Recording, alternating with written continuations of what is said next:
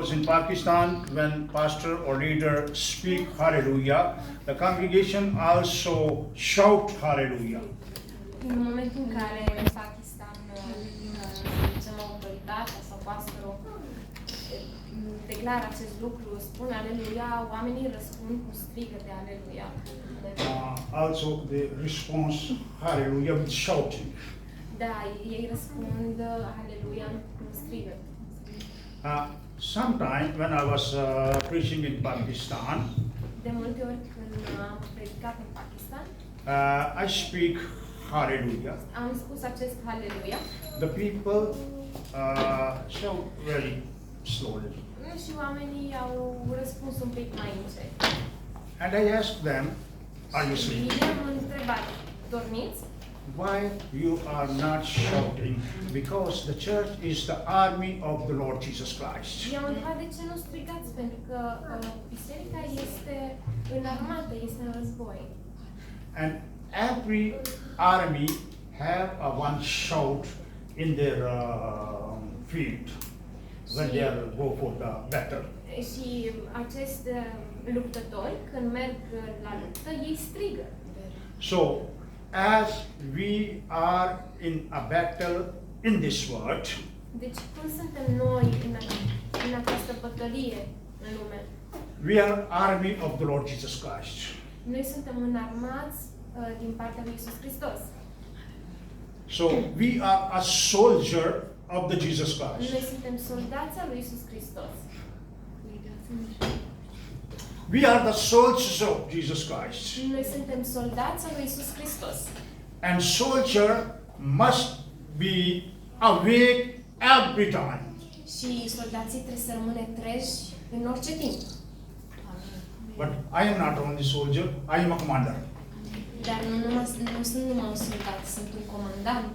Because in Pakistan, I have many pastors, they are working with me, and we have a group of pastors and peoples, and we have some churches over there. So that's why I can say I am not a soldier, I am a commander of the church. Da, de faptul că a trebuit să slujesc oamenii din Pakistan, să îi îndrum, acest lucru m-a făcut să fiu și un antreprenor, să spunem așa. So as I will say hallelujah, you shout hallelujah. Deci în momentul în care spun aleluia, voi trebuie să strigați aleluia. Because this is a sign that the church is awakened.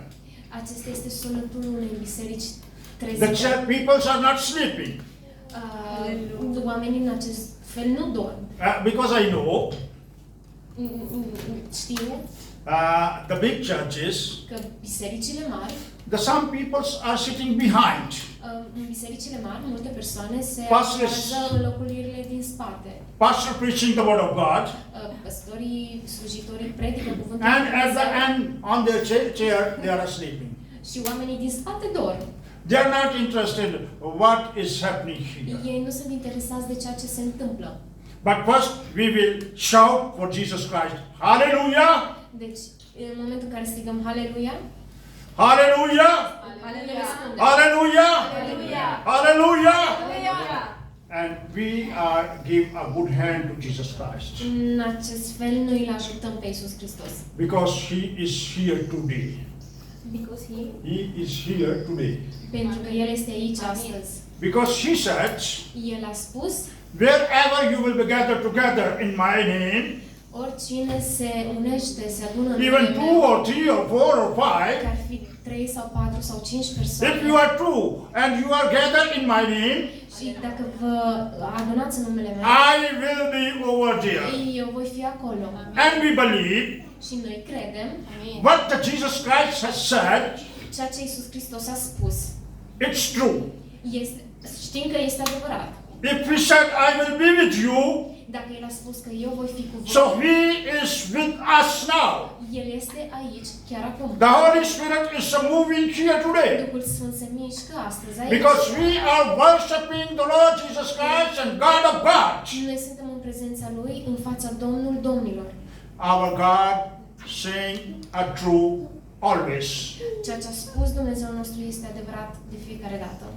So we will see for the few minutes O să citim 5 minute din About the Dumnezeu, faith. Despre credință. What is a faith? Ce înseamnă credința? Because faith is a basic thing of our life. Credința este una dintre temeliile din viața noastră. Because if we have not faith, Dacă noi nu avem credință, we cannot do anything. noi nu putem face nimica. So we will read three verses Haideți să citim 3 versete from the book of Hebrew, din Cartea Evreilor, capitolul 11, chapter 11, capitolul 11, and verse 1, 2, or 3. Three verses. și începem de la versetul 1 până la versetul 3. I request to Olivia, she will read for everyone else. O să citim în română. Deci, credința este o încredere în lucrurile nedăjduite, o certitudine cu privire la lucrurile nevăzute. Prin aceasta, cei din vechime au fost vorbiți de bine. Prin credință înțelegem că veacurile au fost create prin cuvântul lui Dumnezeu, așa încât ceea ce se vede a fost făcut din lucrurile care nu se văd. Amen. Amen. Amen. Amen. Now, faith is the assurance of things hoped for. Deci, vedem în primul verset că credința este substanța lucrurilor în care nădăjduim. What is a faith? Deci, ce este credința? It's written here. Este scris aici The faith is insurance că credința este această substanță what we hope. a lucrurile care noi nădăjduim. When I came in Italia, Când am venit în Italia, I have nothing with me. nu aveam nimic cu mine. I have no family, I have no house. Nu aveam nici familie, nici casă. Sometimes I was sleeping on the train station. De multe ori am dormit chiar în stațiile de But tren. that time, I was praying 2 hours, 3 hours, 5 hours. Dar astăzi mă rog câte 3-4 ore. I don't know where I will go. Nu știu chiar unde voi ajunge. I have no relation, I have no friend, I have nothing here. Nu am foarte mulți prieteni, nu am foarte multe relații. But I believe the day will come, God will provide everything for me. Dar cred că va veni ziua în care Dumnezeu va avea grijă pentru orice lucru de care am nevoie. It was my hope. Aceasta este It credința was my mea. hope. Este credința mea. I hope that God will provide everything for me. Am credința aceasta că Dumnezeu va avea grijă de orice lucru de care îmi trebuiește. And He have a power that He can bring my family from Pakistan to here. Că El are puterea să aducă familia mea din Pakistan aici. And continue, I pray. Și continuu să mă rog. First time I came in Pisa, Luca. Înainte, prima dată, am fost în Pisa. I never listened about that city. Nu am auzit niciodată despre acest oraș. But when I arrived over there, Dar când am ajuns acolo, so I start to pray. am început să mă rog. Today, Astăzi, I have my family here in Italy. am o parte din familia mea în Italia. And my family have a one house. Și familia mea are chiar și o casă. 7 years ago, Acum 7 ani, în urmă, it was my hope. aceasta era credința, aceasta era încrederea. And I don't know where I will get my house. Și nu știam cum voi primi această casă. There was nothing. Nu era nimic la I have no job. Nu aveam un lucru. I have no house. Nu aveam o casă. I was living in the camp. Ina? I was living in the camp. Chiar trăiam într-un camper, I have no money. nu aveam bani. But as I continue prayer, Dar am continuat să mă rog it was my faith. și prin această credință I was saying, Lord Jesus am Christ, cântat lui Iisus Hristos. all the land is sure. Și am crezut că everything of this land is yours. și mi-am pus încrederea în faptul că tot ce este în această So țară este I know you have a one house here for me. Și m-am întrebat, chiar Dumnezeu nu are o casă pentru mine dacă toate lucrurile sunt After 7 years, He provide everything for me. După 7 ani, El a avut grijă de acest lucru. He brings my family here. A adus o parte din familia mea aici, He give me house. mi-a dat o casă.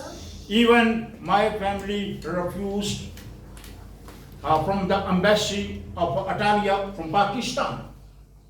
Și familia mea, Embassy of Pakistan, embassy of Atalia in Pakistan refused my family to give visa. da, să zicem că au fost niște probleme, a fost refuzată viza familiei mele pentru a putea veni aici. But it was my hope by the faith. Dar credința mea este mai mult de atât. My hope by the faith. Credința mea. I have faith Am credință and I hoping that God will bring și my family. nădăjduiesc în faptul că familia mea, request to- cealaltă parte a I familiei mele, request va to fi church, adusă aici. they have to pray for my family. Am rugat biserica să se roage pentru familia mea. After that, God make it possible and my family is coming here. Deci Dumnezeu poate face posibil acest lucru ca toată familia mea să fie aici. The faith is assurance Deci that we are whole. este această substanță a lucrurile pe care noi le nădăjduim. The faith make possible everything. Credința face posibil orice lucru. Jesus Christ said to his disciples, Iisus Hristos a spus ucenicilor if you have a faith, că dacă aveți credință, you pray vă veți ruga, and you will see the mountain, you will see the mountain hills, Montania. se vor ruga pe munte, move from here, adică move from here, Vedea muntele să se vei da mută. muntele la o parte. Vei vedea. leave this place. Vei alunga acest lucru. The mountain will not stay anymore over there. Iar muntele, prin credință, nu va mai fi acolo. Veți muta acest munte. The mountain is not a real mountain that we are looking in our countries. Problemele cu acest munte este un munte care, de fapt, nu este adevărat. The mountains are the problem of our life. Muntele este problema în viața noastră. We have many challenges. Noi avem multe provocări. We have many challenges. Suntem în fața In our multor life. provocări în viața noastră. We have challenges of our personal life. Noi avem provocări în viața personală. We have challenges in our married life, in Avem provocări în viața, husband and wife. în viața de căsnicie, între soț și soție. We have challenges of our families. Noi avem provocări în familie. We have challenges, problems in our church. Avem chiar provocări și în biserică. And we have a challenge in our nation. Și provocări la nivel național. I am a man Eu sunt un om who is facing all kind of these problems. care m-a confruntat cu majoritatea acestor probleme. I am facing a national problem in Pakistan, our churches. Am avut probleme chiar în Pakistan, în I biserică. am facing the problem of our churches. Probleme în biserică, We are facing problems of our life. probleme în viață. But I cannot solve myself anything. Dar n-am putut să mă pierd niciun... But I hope that the day will come that Jesus Christ will solve everything. Și aceste lucruri din partea diavolului vor fi alungate din partea lui But Dumnezeu. we must have hope. Dar acest lucru necesită And we credință. need to wait and in faith. Și aceasta statornicie în credință. If we will wait with the faith, Dacă noi vom trăi prin credință, when the time will come, Jesus Christ solve everything. acest Iisus Hristos al nostru va rezolva totul.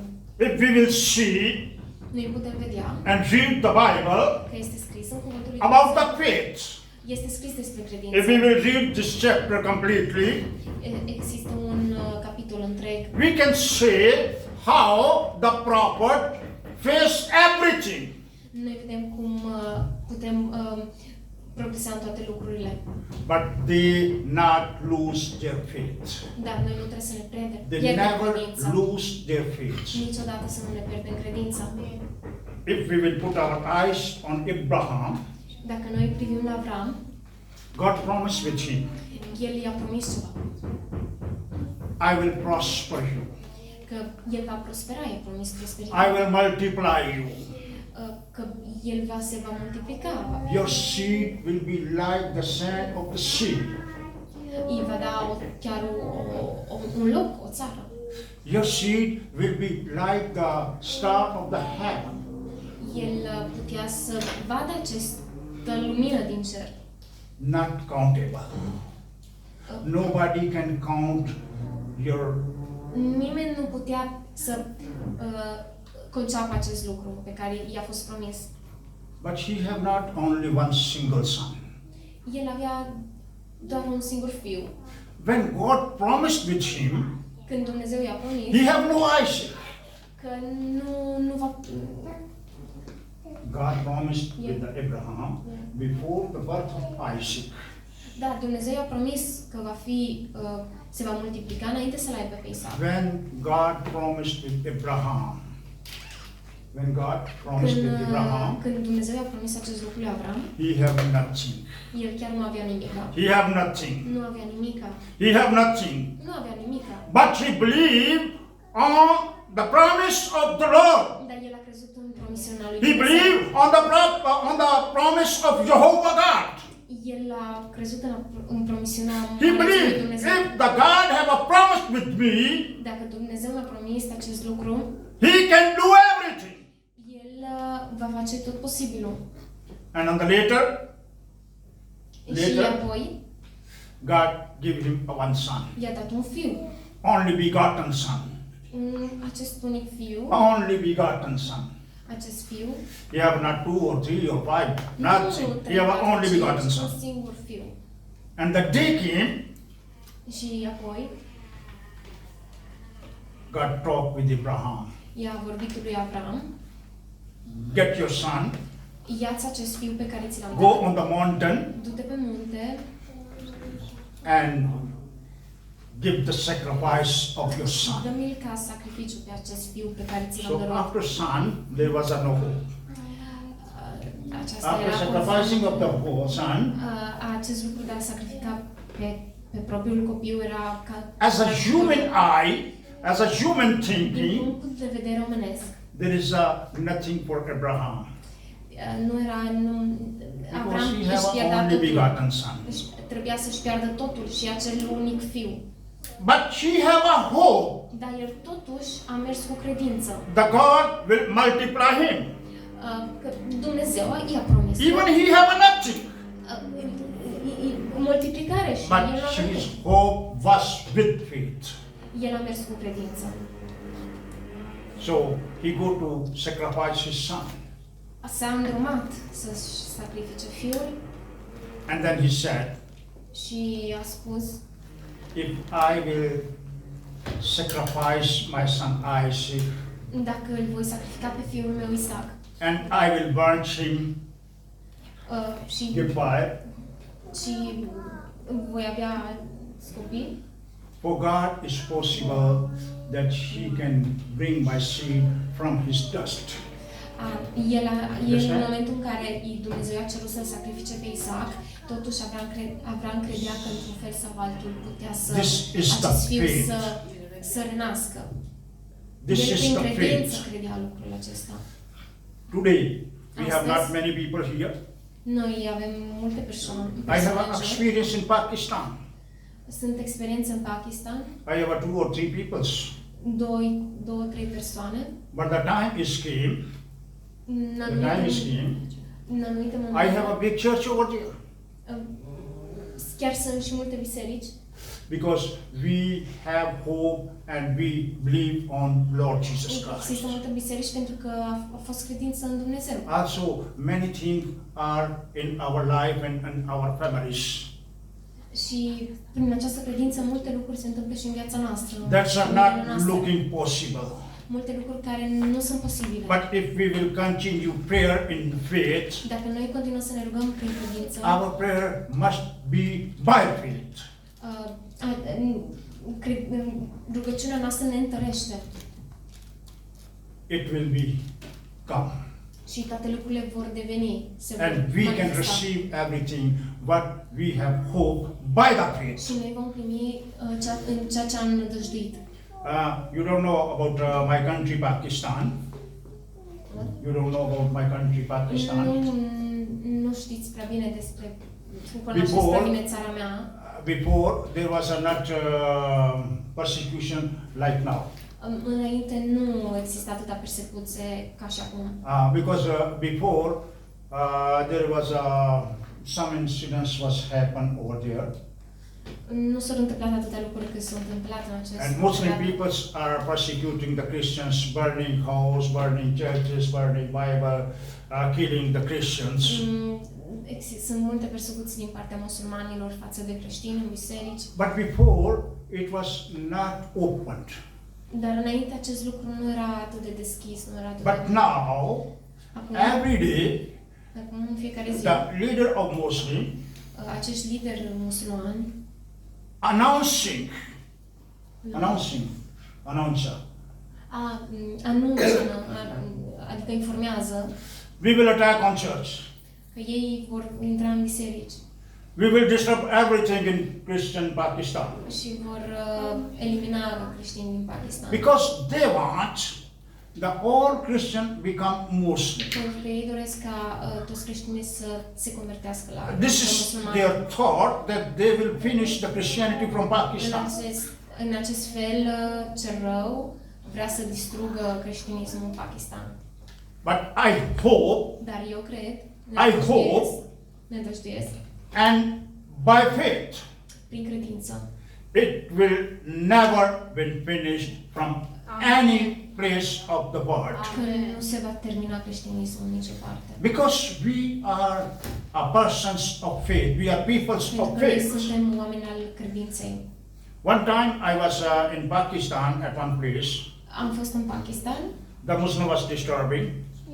acești musulmani deranjau So I said them, și le-am spus, if you will kill us, dacă voi ne veți omorâ, every drop that will be on the ground, of our blood, fiecare picătură de sânge al nostru that single drop will become a big church. va face ca o nouă biserică să se And this is nască. not only the words. Și acest lucru Because în toată I lumea. can see in the book of Acts, Pentru că vedem în Cartea Faptelor, when the people killed Stephen, când Ștefan a fost omorât, his blood on the ground. acest sânge a curs But the Christians are multiplying. și creștinii s-au multiplicat. Believers are multiplying. Credincioșii s-au As multiplicat. the disciple giving a sacrifice, Discepolii lui Iisus Hristos au fost sacrificați. they give sacrifice Și acest sacrificiu, and they died.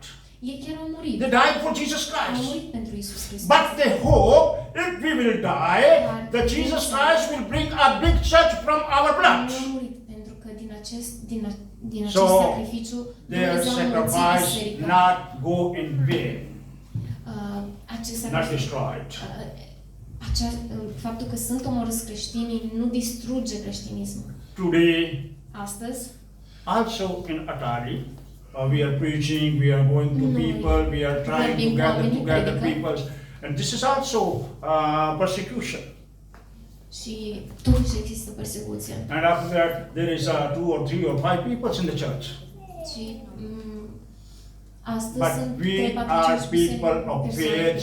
We will not lose our faith. Dar noi credem că credința noastră nu se va And pierde. the day will come Și va veni when Jesus ziua Christ will multiply our în care churches. Iisus Hristos va multiplica He's aceste able to do biserici. everything. El poate să facă orice. So we must live by faith. Deci nu trebuie să ne pierdem The credința. all prophets live by faith. Nu trebuie să ne pierdem credința. They cannot see the things are coming later, Lucrurile in trebuie să vină. future. să vină. Noi vedem deja lucrurile în viitor. But they hope and they not lose their faith. Nădejdea ne ajută să nu ne pierdem We must credința. live in a spiritual life like this, like the prophet and like the Noi believers, trebuie să trăim like the disciples. în aceste profeții pe care ne-au If we spus, will în aceste hope promisiuni. for some things, if we will hope for something, Dacă noi nădăjduim în ceva, we praying by faith, și ne rugăm pentru credință, we can receive it. ne putem să primim. So let's abide in faith. Haideți să rămânem în credință And our hopes will be true. și în această nădejde că totul va fi, God bless you. se va întâmpla. Dumnezeu să vă binecuvânteze. Amen.